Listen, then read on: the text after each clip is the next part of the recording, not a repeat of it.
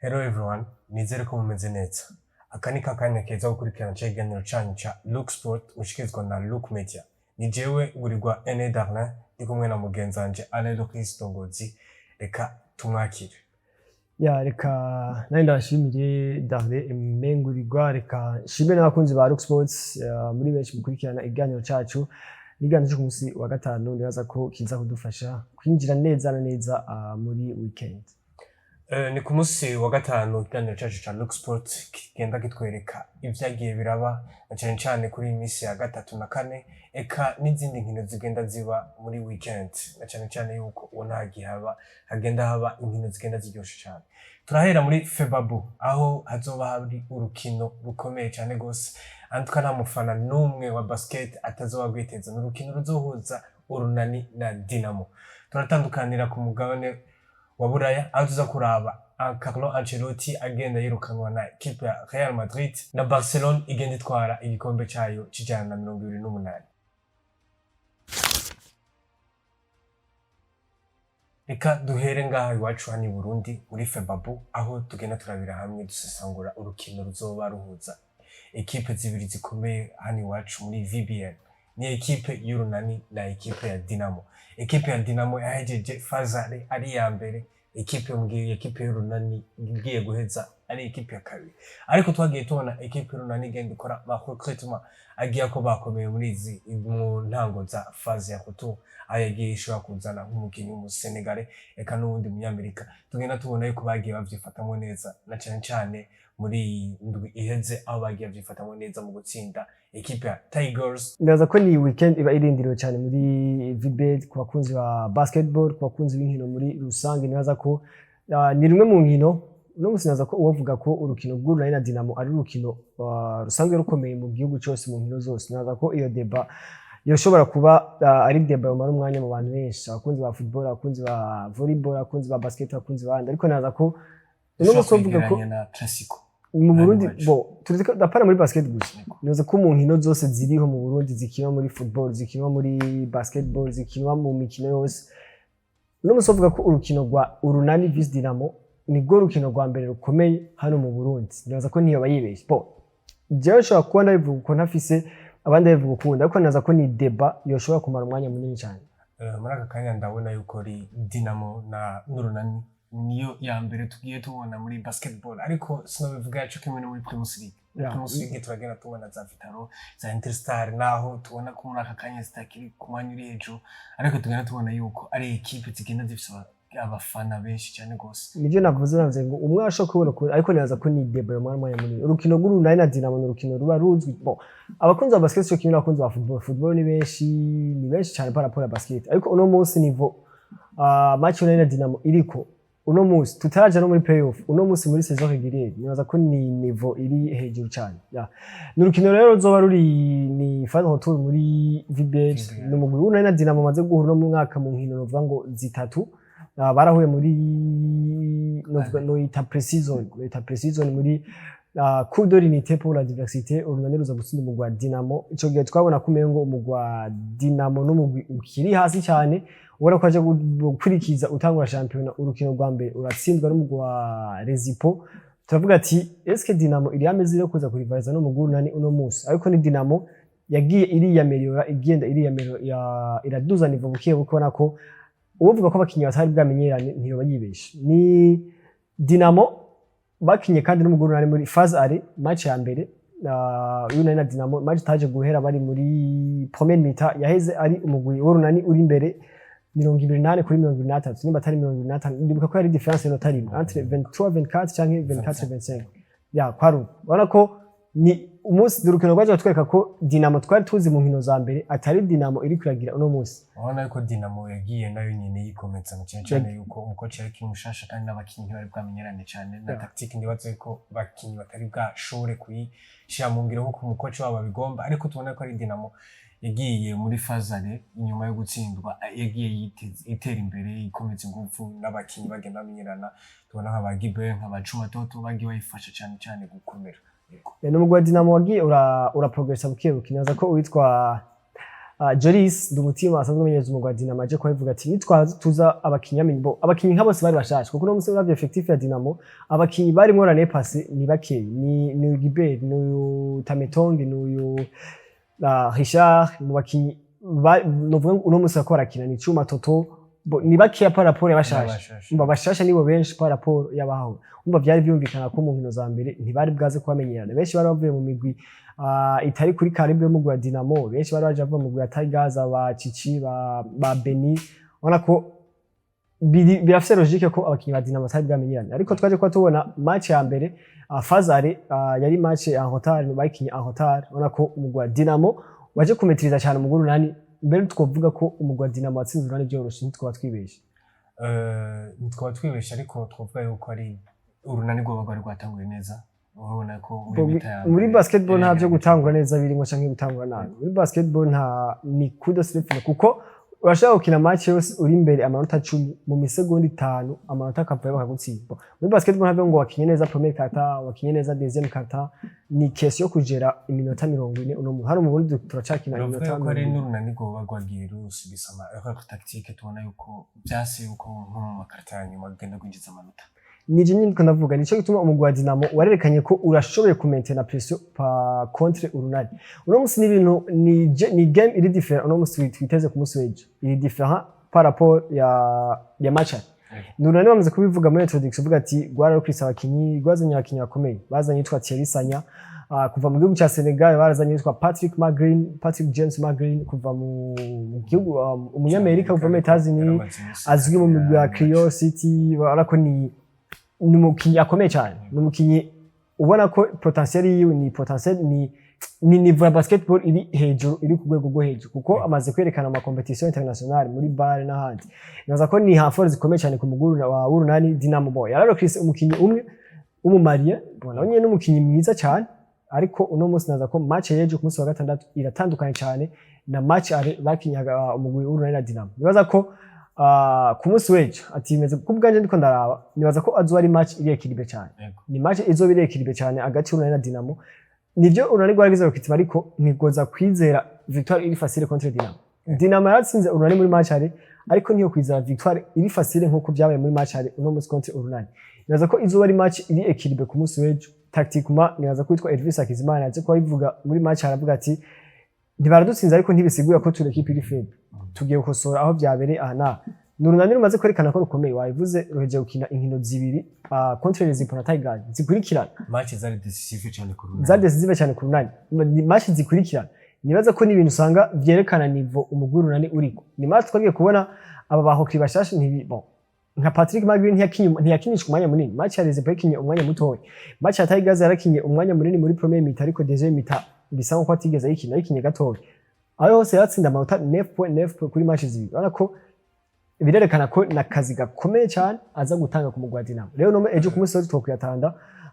kuri match ikomeye cyane mbere tactiquement nizo ari match ikomeye ku bwawe nk'umuntu akurikirana cyane ibintu bya basket urabona yuko hagati y'urunani na Dinamo nindaza gutwara intsinzi Boche intsinzi nibaza ko nkuko kuri jewe nyine kubwa nk'umuntu ara basket agira nk'abandi bose bafise amavi yabo abafana b'urunani bafise amavi yabo abafana ba Dinamo bafise amavi yabo abandi bantu bafana Tigers avuga ati urunani ndaruravye ashaka gutsinda Dinamo ndaruravye ashaka gutsinda canke irashaka gutsinda ariko je kubwa nibaza ko uno munsi aba aho kribashasha mu gurunani bazoba influence cyane kuri game yino ntuze kuri game yo ku munsi weje ku munsi wa gatandatu ariko nibaza ko umwanya wamaze muri VBL si munini gose nivyo baramaze gukina inkino zo kwego go hejuru ariko iyi ligi yo ngaha mu Burundi ragoye cyo kimwe n'ihandi kuko twaje kuba tubona abakinyi benshi cyane tuzi muri bare bari bakomeye ariko bashitse ngaha bikanga ni benshi cyane twaje kuba tubona rero ku munsi wejo amahirwe ndayaha umugwi wa Dinamo ku bice 60%. Ubwo nitwavuga yuko na environnement twavuga nk'ikibuga nivyo nyene ndiko ndavuga ko basket yani wacu atandukanye n'ihandi kuko bamenye ukina mu arena ni keshi naje ko mbona ku rukino rwa Tigers Patrick Magreen ariko arasaba remplacement uwitwa Elvis Akizimana ni keshi naje ko ndayibona amwereka ati ndaba unduhure gato petetse ko nizu igihe agishika twaje ko tubona yifata ka video yarana gapostinze no kuri Instagram yavuga ati ariko arakina mu mvura imvura nyinshi cyane ariko arashuta wenyene abana kumengo arabizi byo muri Afrika ibiki n'ibiki ariko naza ko impact ya tele canke kuba taramenya cyane ino ligi hano ibi bishobora gutuma umugwi wa Dynamo ndawuha ayo mahirwe 60%. Umugwi wa Dynamo ari ugenda utwara intsinzi ku mugurunani. Ku bakunzi b'urunani na Dynamo reka tuba tumuriye kuza kuraba imatch cyane izuba ikomeye azoraba imigwi ku bantu bayikunda tugenda turaba umwe muri bo azogenda atahukana ikibanza ca mbere na rijya umwe yohosha gatsindwa kuri Dynamo yo musubiza mu kibanza ca kabiri cyangwa ku runani kugenda rutsinda ngo kwesha ikibanza ca mbere. Turakubitira ku mugabane wa Buraya aturabira hamwe mu mugwi wa Real Madrid ibiriko biraba ni umumenyereza Carlo Ancelotti agenda yirukanwa mu mugwi wa Real Madrid inyuma ya saison twavuga yuko itashimishije abafana eka n'abasanzwe barongoye umugwi wa Real Madrid. Ni Real Madrid muri aka kanya itanye 0 trophée muri aka kanya mu gihe FC Barcelona ku munsi w'ejo yashoboye gutwara igikombe ca La Liga. Ni Real Madrid igenda yirukana umukoci wayo Carlo Ancelotti biragomba kumusimbuza n'uwundi mukoci yitwa yasanzwe akinira Real Madrid yitwa Xabi Alonso. Wewe nkawe usanzwe uraba football cyane ku mugabane wa Buraya urabona ko Real Madrid ari equipe twavuga yuko isanzwe ikomeye yari ifite n'amahirwe menshi mu ntango za saison yo kuvuga ati La Liga yoyo nta wundi muntu yavuga yuko yotwara indi equipe atari Real Madrid. Ubona ko yari ifite n'ama chance menshi kuri Champions League kubona yuko bari bazanye nk'umukinnyi nka Kylian Mbappe kugira ashobore kuhafusa equipe ariko urabona yuko byabaye échec kuri saison yabo ubihisiguri yahe. Bonaza ko icambere na mbere kubona Real Madrid yazanye Kylian Mbappe ntibamuzanye ngo aze gutwara Champions League kugira ngo barondere Champions League kuko ni Champions League nyinshi batwaye Kylian Mbappe atahaye. Hama ikindi naco nibaza ko Carlo Ancelotti ni kwaye kumwirukana ngo tumenye ngo birukana abandi bamenyereza ukuntu nibaza ko ni Carlo Ancelotti ajanye icubahiro cyinshi muri Real Madrid. Nivyo hari hageze mbere je naza ko kubganje hari hageze kuva kera ko Carlo Ancelotti ava mu Real Madrid kuko imyaka iri kuragera. Ni kenshi baje ko bivuga ko abakinyi bamwe batariko baranezerezwa na schema tactique yiwe niko novyita cyane cyane muri entraînement bariko bategura match avuga ko schema tactique ziwe zitabakonveka gose. Rero iyo klima nkiyo imaze kuza muri vestiaire hari abakinyi bamwe batari convaincu nama batafite icyizere kuri plan tactique yo mukoci.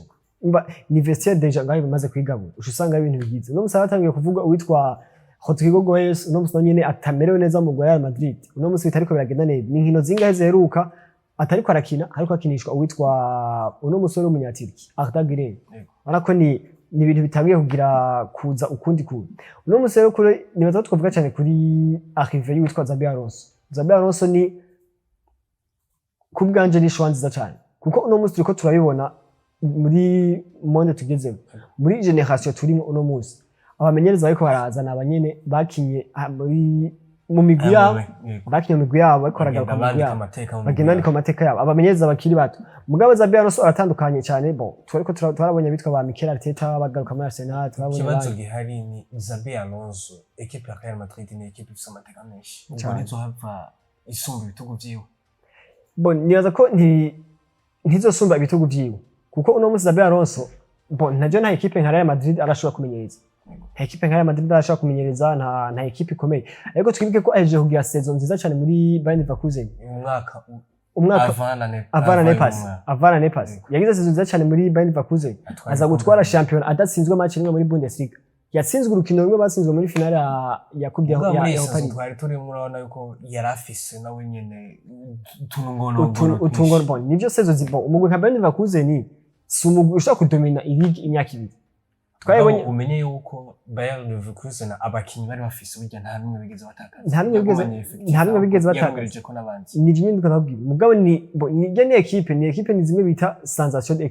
de l'année canke equipe surprise de l'année usanga iraza umwaka umwe iragira ibintu bitari bo si equipe ari kwiyumvira ko yeza champion idatsinzwe na Bayern domination ntirabigira kuko champion idatsinzwe muri Bundesliga. Rero umwaka wa kabiri ni Bayern Munich yaje kuba igaruka kuri bavuga Arteta ya Bundesliga. Uno musore afise umumenyereza wa Bayern Munich bari bafise witwa Vincent Kompany afise carrière ya numujana entraîneur akizi no muzi yagize saison imwe muri Premier League Burnley yarayikoroye muri Championship. Nivuga yagize saison imwe muri Championship araduza Burnley muri Premier League saison yashikiyemo acara Corabane ariko aronka amahirwe yo kugenda muri Bayern Munich. Nibaza ko Xabi Alonso ni umumenyereza mwiza cyane kuri Real Madrid. Uno musore Real Madrid si bon. Twarabonye Xavi Hernandez azokocha FC Barcelona. Ni equipe yiwe ni titwovuga ko vyamunaniye kubera bitashoboye kwa Gerard Vestiaire ya FC Barcelona. Abo ni bimwe nyene bishobora kwanga. Hari ikintu twovuga itandukaniro ryo bari hagati y'umucoach abamenyereye amahiganwa. Nivyo twagiye tubona kuri Xavi agenda equipe yarayifashe neza arazana abakinyi bakiri bato aratwara na Bundesliga na Liga Santander. Aratwara na La Liga ariko ubona yuko abakinyi bari bafise urugero novuga yuko ruri hasi ugeranije na niveau yo abakinyi ba Sifiko muri akanya babagezeko. Eske yoyo ntiyobira intambamyi Xabi Alonso? Ahubwo neza ko umuntu wa mbere ukeza ni Xavi Hernandez. Kuko rero Xavi Hernandez abakinyi bose yatwaje ijya La Liga Santander. Niwe yatanguye kubaduza ubwa mbere. Niwe yaje kuduza Lamine Yamal. Niwe yaje kuduza Pogba. Nuvuga ngo imyaka hamanye na Xavi Hernandez ni experience bariko baraganya. Baje hasi Afrika yaje kubatora arabajene bari experiment. Bamaze gukina honi, bamaze gukina football do honi, bamaze gukina Euro. Kuko ndibuka hasi Afrika no mwaka wa mbere muri Barcelona. Yaje Lamine Yamal Pogba bamaze gutwara Euro muri Espagne. Abose ni credit kuri Xavi Hernandez. Neza ko Xavi Hernandez nta ntambamye yagize kujya no gwaka. Deja nta rukitima yigeze agira. Bara bakinyi aduza niwe yakinisha gusa muri Liga Santander. Neza ko na Xabi Alonso ni cyumviro ciza cyane muri Real Madrid kuko icambere na mbere ni iki. Uno musi turi serious sample sako Xabi Alonso style doje yiwe. Si style doje ya Carlo Ancelotti. Araje guhindura style doje muri Real Madrid. Ico nico cizere kuko uno musi naza ko Real Madrid imaze imyaka 4-5 ingaha ikina kujya nyine iri kurakina. Uno musi nase Barcelona tubiraba. Inyuma yuko Pep Guardiola agenda haraje abanyereza abandi inyuma ba Ronald Koeman ba Martino n'abandi bose baje bakina kuri ya Sidoje ya Pep Guardiola tic tac mugabo nta numwe yashobora kuexploiter neza uno musansi fikona ko uko yayizanye sijya ya Pep Guardiola novuga ko inyuma ya Pep Guardiola umucoach akayigeretse kuba n'umukinyi muri FC Barcelona Luis Enrique akaba ari wenyine yashobora kuba yaratanze umusaruro nawe kandi nawe nyine ko Sidoje yari yanye mugabo urabe effectif nawe yarafise yafise effectif ya mbere attaque ya mbere ifatwa ko ari meilleure attaque de l'histoire du football MCN umva ko ivyo byatahuye ni equipe ya Real Madrid isanzwe yikorera ama recruitment yenyene itarinze guca ku mucoach ivyo ntivyo bavyari rimwe mu ntambamyi yoba yarashoboye kwirukana Carlo Ancelotti nibaza ko iyo ni intambamyi ikomeye kuko ama equipe yose ndabyumva uno munsi umumenyereza ari umumenyereza yemera arasaba ko abaye impliqué yiyemplika muri mu recruitment za equipe mugasama equipe mesha akunda kuvyemera na equipe mesha akunda kuvyemera ko benshi baha autorité umudirecteur sportif bati wewe recruitment ni wewe nibaza ko birakunda kuba intambamyi usanga hamukinyazana umucoach atamunezerewe n'ibindi turaca muri FC Barcelona ni FC Barcelona yatwaye igikombe cyayo ca 2028 ca La Liga igikombe baheruka ku ntwaro ya Xavi na burya bari bamaze umwaka wose muri 2023 aho bamaze nk'undi mwaka ataco bashoboye guterura ni FC Barcelona tubona yuko kuri Ansifik yagiye ihindura umukenyuro cyane ko yagiye ikinisha abakinyi bato cyane nka Lamine Yamal yagiye avyifatamwo neza ku munsi w'ejo atanga igitsindo ca mbere cyawo ni FC Barcelona tugenda tubona yuko ifise effectif novuga yuko ikiri jeune kandi ni igikombe cyayo ca gatatu muri saison ni FC Barcelona twokwitega ko ibindi bikombe byinshi muri kazoza naza ko no munsi ni equipe turavye abakinyi bafise no munsi nta objectif yo kubadanaza bafite ubona ko n'abakinyi ni ramasi iri haje n'abakinyi bakuri haje no munsi naza ko mu myaka 2-3 twashobora kubona abaje bakinyi bakiri kumwe twashobora kubona ko Barca kiri hajya Alejandro Balde kiri hajya Lamine Yamal kiri hajya aba ba Gavi ba Pedri bakiri hajya ubona ko niyo vyabandaye turavye saison bagize uno munsi muri UEFA Champions League muri La Liga Santander ubona ko ni saison iri prometteuse gose nani ndayivuga kuva kera ndibuka igihe biri kubira hari kuko baramaze imyaka itari kuva batwaye Champions League muri 2015 barasiragorinze ku rugero rwo hejuru turavuga abantu baravuga ati foko no munsi Barcelona ihindura iza rumenyereza atari mu Espanyol adafise Barcelona novuga ko yagihura n'ingorane nyinshi yarahuye n'ingorane y'igurishwa rya Messi yarahuye n'ingorane yuko haza abacoach ariko ntibakorere kuri za tactique abacoach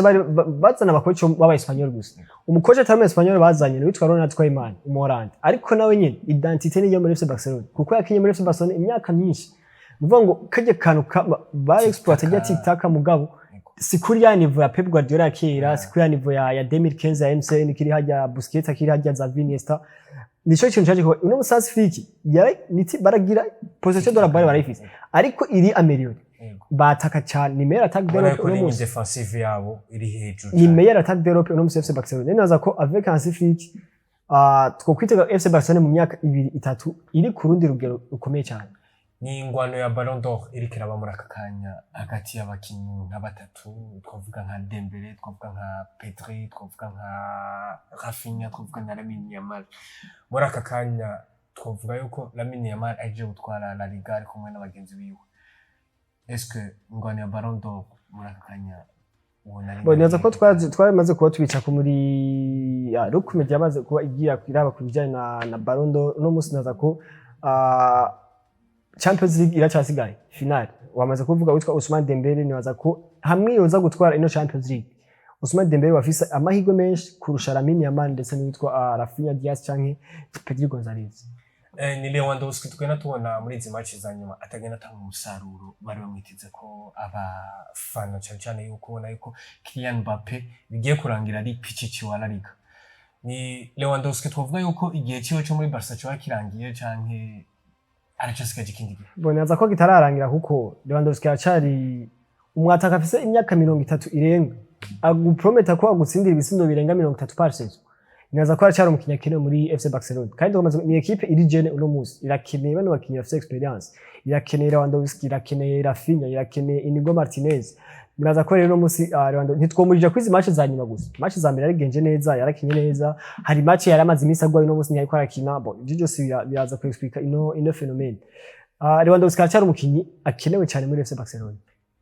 reka dushimire mwebwe mariko muradukurikirana muri kiganiro cha Look Sports ni jewe ngurirwa kurinda Ene Darlin ariko ndakibashikiriza turi kumwe na mugenzanje Ale Loris reka tumushimire reka nenda gushimira Ene Darlin reka nshimira n'abakunzi ba Look Media bakunzi b'iganiro cha Look Sports isango ni ku munsi wa mbere tubashikiriza amakuru azoba yabaye cyane muri basketball VBA ndetse n'ahandi agiye hatandukanye naho utaha